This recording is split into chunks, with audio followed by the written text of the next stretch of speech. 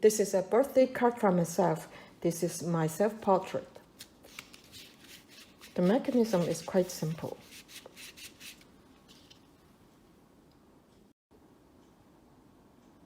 Firstly, I sketched the posture that I wanted and decide how tall I want the image to be.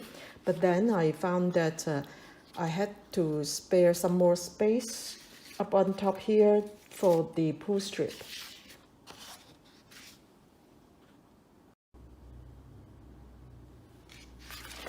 Let me show you the back.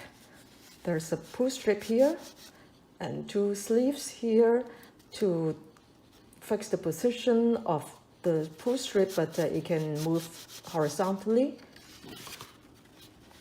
Connected to the head, there is a tab or something in T shape, and for this one, it serves as a guard so that it won't go through the hole again after I thread it through.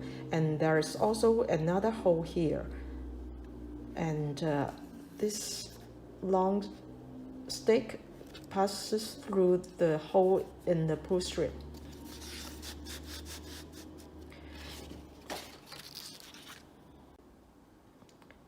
At the beginning, the hole that I made just fitted this long rod, but then I found that the image couldn't move freely.